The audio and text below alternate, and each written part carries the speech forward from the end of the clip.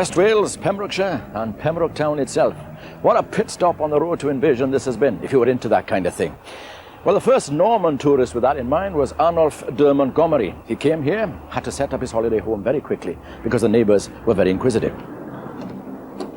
The castle later came heavily under the influence of Strongbow.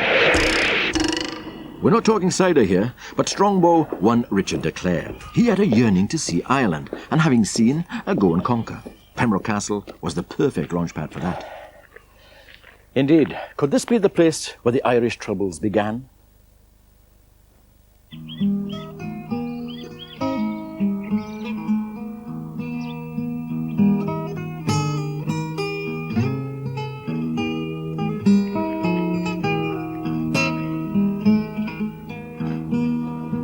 Now that Pembroke was turning into an Irish ferry terminal, it was time to upgrade it a bit. William Marshall, when he was here, part-exchanged his wood for that new permanent-look material stone, 19 feet of it at the base of his great tower. Next door was the place to be when the arrows and the swear words were flying about. But it wasn't all war. There was some jaw. And this was rather a pleasant conviviality corner. Lovely view, some grass, water, a gold mine for a double-glazing salesman. Conversation, camaraderie, and the odd lump of meat thrown to the dog when the banquets were on. And talking about meat, if you ever ran out, deliveries on a Friday, the goods delivered to your door.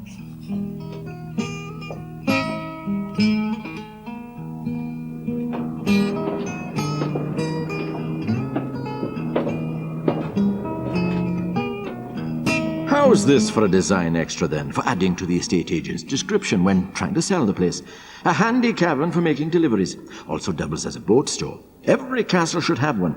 Around here it's known as the Wogan Cavern. Yes, the Irish already had their man in place for a sinister counterattack.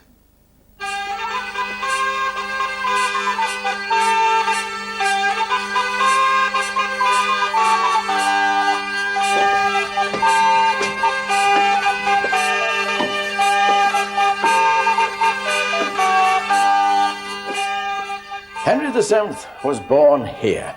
Now, if you are royal, it does help to be born in a castle. Gives a kind of a stamp on things. Gives you a right kick-start, as it were. Henry and his mam, Margaret of Beaufort, managed it in this very room, or Harry Tudor, as he was known to his friends.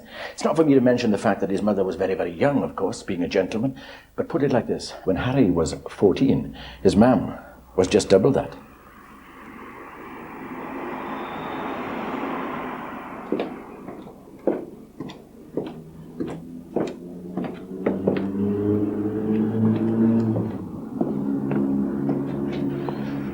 As with all castles of this era, it had its periods of colour and action.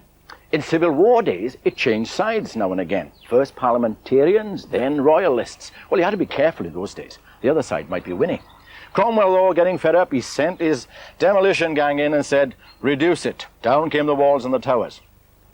So how are the walls and towers looking so well these days? Well, they've been largely rebuilt in this century, but not before the castle went through its builder's supplies period, when the local people used to come in here, borrow the stone permanently, and then go away and build their house nearby. It was a kind of, I suppose, a handy, convenient Norman takeaway.